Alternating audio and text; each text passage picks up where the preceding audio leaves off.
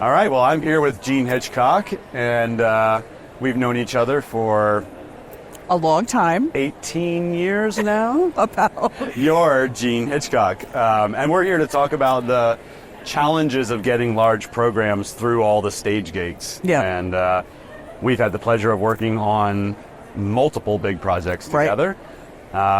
Through various points in time in that, and I think about sort of one of the projects we were working on, most of the work had been done and we were kind of coming in to implement a lot of it. Mm-hmm. Think about another project that we did and it was really on in the beginning. Right. And we were sort of building the business case with you. So starting broad, right? And then focusing in?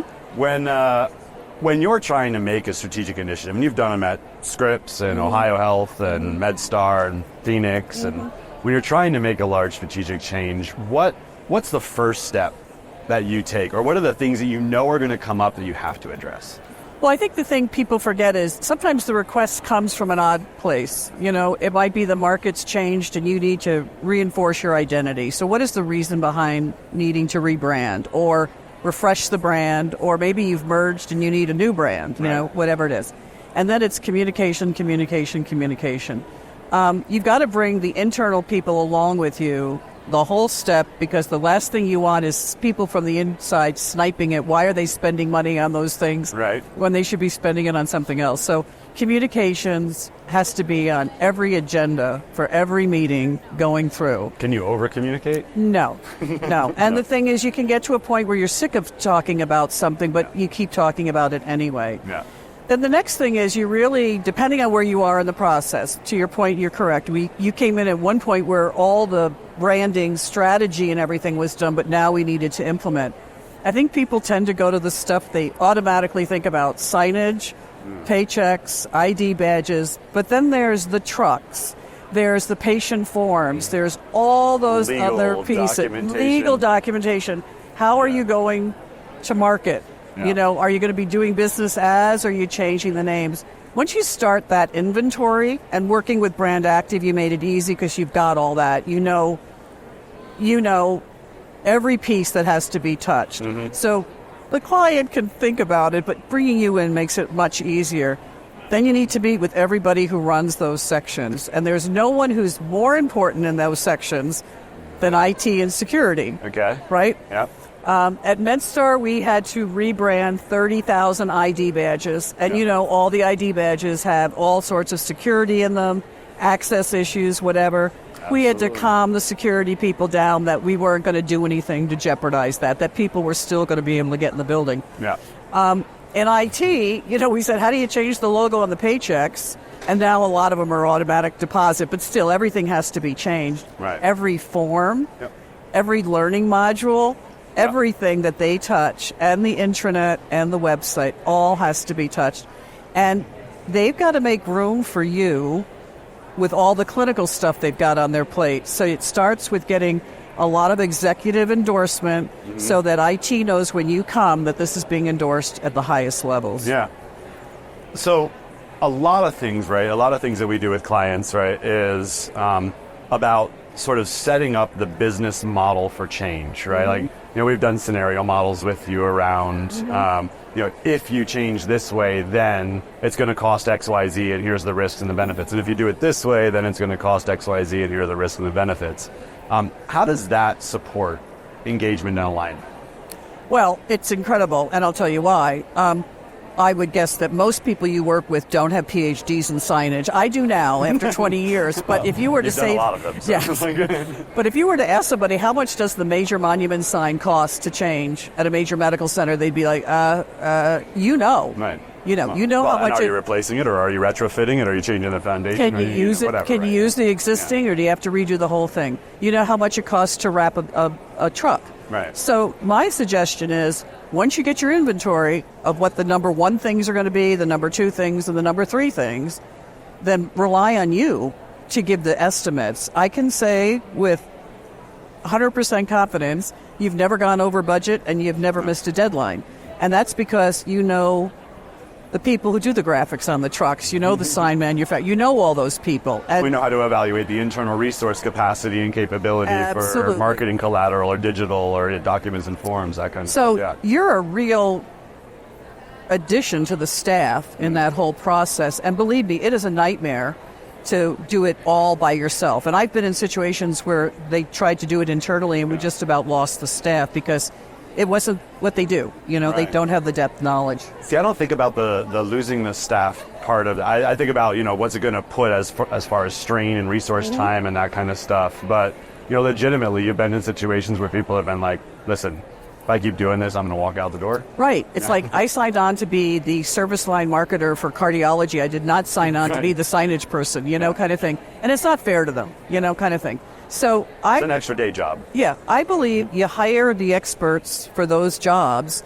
You keep your core staff focused on the core business and make sure everybody works together, Because the other thing you need to know is there something about cardiology that you need to know that's different than something else? For sure. That's the linkage back to your company. Yeah. Yep, absolutely. So just out of curiosity, what's come up as a surprise? I mean, if I think back to, do you get surprised anymore, really? It's kind of the question. You've been through so many transitions. I was surprised not... this is a market impact that I wasn't aware of. So when I was at MedStar, we had the largest hospital in the district, MedStar Washington Hospital Center. Helicopters and lots of ambulances. It's a trauma center, right? That was a fun one. That was a fun one. We had to wrap 2 helicopters, which I'd never done before. That was a new one. And then the ambulances. And so you had made some designs for ambulances, and the head of the trauma service came down and said, no, we got to change these. And I'm thinking, what does a trauma doctor know about ambulances? And he says, people in D.C. don't stop when they hear the ambulances. We need bright, reflective paint on all of this so they can see us coming. And that was a shocker. So we changed the paint on all the ambulances because of the way the market doesn't respect the sirens and what have you. He goes, we have lots of accidents. So that was a surprise for me. And I guess the other surprise was legal got into it in a fun way. We asked them about contracts and licenses and going to business ads and marketing. And then they came back to us and said, have you thought about this? Have you thought about this? And then, of course, everybody you work with who uses your logo wants your logo. Totally. Yep. So we had to have somebody set up simply to handle who got the logo, what format, and all of that stuff. So those little things like that. But I would say the ambulances and legal leaning in were the 2 biggest surprises. Yeah. So we do a lot outside of healthcare, as you know, right? And I would say legal being involved, even outside of, we're working with financial services, for example. And legal's definitely involved. How do you, because you've done a good job setting up the organization beyond, okay, we've got to get through conversion, we've got to actually get through launch, and then we actually need to finish what we start, which is going to take 12 months, 24 months, depending on the situation. How do you build the case for sort of continuing to nurture the baby after you've done all the things from a sort of everyone else's visual perspective? Okay, we are now this, right? But that requires nurturing. It requires discipline, is what it requires. And I used to have these pins that were silver stars, like the old Texas Rangers, and they were hammered pewter. Okay. But it looked like bullets had hit them. And I gave them to all my staff when the brand launch was done at OhioHealth. Okay. Because I said, everyone's going to push, can I change the font? Can I change the logo? No, you're the sheriff. Once it starts creeping away, you lose the impact. We did this for a reason. That goes back to communications. Why is it so important? At OhioHealth, everybody knew the 2 big hospitals in Columbus. OhioHealth was a new name. So we branded originally with the names of the hospitals on top, hoping in 10 years we'd flip it to OhioHealth on top. They were able to do it in 5 years because the branding was so consistent, so solid.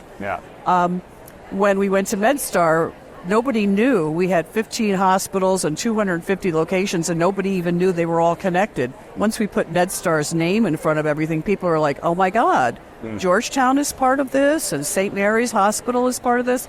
And so the thing is, once you start getting those messages out, you have to be consistent and disciplined and no creep. Yeah. You know? So we always set up, and it's a good thing, a lot of companies do this anyway, a governance group around digital assets. Some people do it just for their website. I go, no, do it around brand and digital. Make it big. You know, have everybody at the table so that, you know, how are you going to co-brand that urgent care center that you're doing in a joint partnership with XYZ? You know, how are you going to go to market in this market where we are a minor partner, not a major partner? So you got to educate people and keep them honest the whole way. Okay. How do you track the benefits? So I know, again, in our collaborations, we track the benefits by, well, we said it was going to cost this much and we delivered it for less than that, right? We said we were going to create quality and consistency. We delivered that, right? We said, let's reduce resource strain. We did that. So like ours is very sort of tangible, operational, financial, right? Like how do you track the benefit of the programs that you implement? Well, it's much easier now than it was before, but I do believe in the brand strength score, which I know you're familiar with. We work with an agency out of Boston. And what we did, for example, in the MedStar scenario, we're up against Johns Hopkins, University of Maryland, Inova, George Washington University, etc. No. We admitted, small organizations. We admitted right up front, we're never going to compete with Hopkins. They've been around 150 years, and they're a school and a university. But when we did the brand strength score initially, we were in the pack with University of Maryland and Inova. So our goal was to get out of the pack and get up as close as we could to Hopkins. And in 2 years, we moved the brand strength score 22%. Okay. And we were all very happy about that, you know. Yeah. The other thing was we tracked recruitment. Because recruitment, branding is so important in recruitment. And when people realize they're not just applying for this hospital, but this system, and all that encompasses, we had a much easier time attracting higher quality talent, higher quality residents. And we track that. They still track that. Okay. You know, so those are the real tangible business things that we looked at. Yeah. I mean, I see you posting a lot on physician relations now and recruitment. And so just sort of a broader topic. What do you think healthcare still just needs to do a better job at? And as it relates to marketing, communications, let's not get too broad. Yeah. But yeah. Okay, my 50,000-foot comment is it'd be good if somebody listened to people who've already been through it and learned some lessons. It strikes me crazy when I hear people talking about the same access issues that some people have solved very well 10 years ago, but they never talked to them about it, so we're back to square one. So that drives me crazy. The other thing is right now... Learn from your elders. Right, well, not just that, but it's like, really? You're going to do evening and weekend hours? Yeah. What a concept. You know, I mean, that's incredible, right? And the other thing is there's new tools on the market that are phenomenal. When I started out in healthcare, it was a guess what your market was, right? What is the heart market I don't know, but we just want more of it. Right. Well, how much is the N? I don't know. Now you can find that out with claims data. Now you can find out who's referring to you and who's not referring to you, and you can really focus in on that stuff, right? And the other thing is I think this whole integration, digital is too confining a term, you know. Digital now is everything from AI and, you know, and all that has to be integrated. And people who are doing the traditional marketing are missing 3/4 of the boat because that's not where people are, you know. And then my last soapbox is healthcare takes itself so seriously. It is a life and death. Don't get me wrong. Yes. But one of the organizations I was with had been investigating telehealth for 2 years, whether they should do it or not. Right. Regardless of the fact that consumers were screaming for it, right? COVID hits and they get a program up in 6 weeks. We know we can do it if we commit to it. And I wish more in healthcare would feel a sense of urgency, because these are people's lives, you know, we're talking about. So as I get older, I look back and I go, you people don't get it. People just want access to care. You know, they want access. And that's what you got to solve. Okay. I want to ask sort of like, okay, so where is this going? As I think about, you know, healthcare brands in particular that have been able to sort of transcend the noise of, you know, we're out there for everyone. We're here for your health. We're, you know, whatever the message is of the day. How about our heart care runs in our veins? Right. That's another good billboard. That's a solid one. I don't know who that is. But It's in my neighborhood. All right. Yeah. But when you get past that and you're actually making strides to change a business model, right? Introduce offerings that are really related. For me personally, right? Most of my healthcare is not in a healthcare institution. Right. Right? It's with acupuncture, it's with nutrition, it's Alternative. with, it's all the other things that actually keep me healthy and not in a hospital. Right. Right? Do you have passion about that? Is that where healthcare should be going from a hospital perspective? Or is hospital supposed to be much more just like, hey, let's focus on acute care and clinical care? Well, they're good at acute care, right? I mean, that's how they were built. That's how they were built. And, if you need a heart operation, you want to pray that you've got a doctor that's done 10,000 of them and you're the next one, right? Absolutely. So that's good. I think the myopic view of healthcare has been driven by how they get reimbursed, right? They didn't get reimbursed for a lot of outpatient stuff that have made it worth their while. Yeah. Now that we're talking about population health, outpatient is part of that. But not very many people are doing that well. And somebody needs to explain to me who's responsible for a population anyway when there's 20 health systems in a market. I don't get that. The preventative stuff, I'm with you 100%. And I will tell you that, the reimbursement is not good for that. So we either have to try to do something about that. Right. Because the thing is, if we really want to keep people out of hospitals, that's where they should be going. Right. I think the biggest role for marketers has always been bringing the voice of the consumer. And I think the stronger they can make that voice, the more impact they can have on operations. So I've had people tell me, I've talked to doctors who've said, oh, you can get in to see me in 2 weeks. Right. Yet when we secret shop their office, the practice says, oh, no, it's going to be 6 months. And the doctor's shocked. Right. And I go, how come you don't know this? This is what your front desk is saying, I experienced that a lot. I asked for a mammogram the other day from my local provider. They told me it was 18 months, but I could go to Virginia and get it the next day. Wow. So the inequities in access to care is a huge challenge. And it's a lot of silo thinking, driven by reimbursement, a little bit of political turfs, kind of thing. But I just wish people would get serious about taking care of people not just when they're acutely ill, because we do a great job at that. Yeah. We get you in an ED, in a trauma center, we'll keep you alive forever, whether you want to or not. No. But the healthy stuff is not given the same priority. No. And that's the innovation that I'm really interested in. Anyway, one last comment.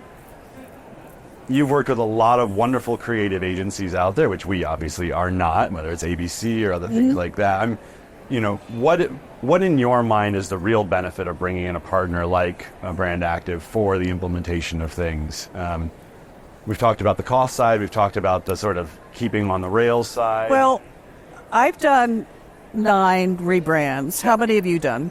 About 500. Right. So that's the main reason. Okay. I mean, a marketing person maybe once or twice in a lifetime does this. They don't have any experience. You bring them instant experience in all those niche areas that they have no experience in. So you can get them started quicker, faster, and more knowledgeable. I remember going into my CEO at MedStar with your book that outlined, we went through everything from signs to volunteer vests and whatever.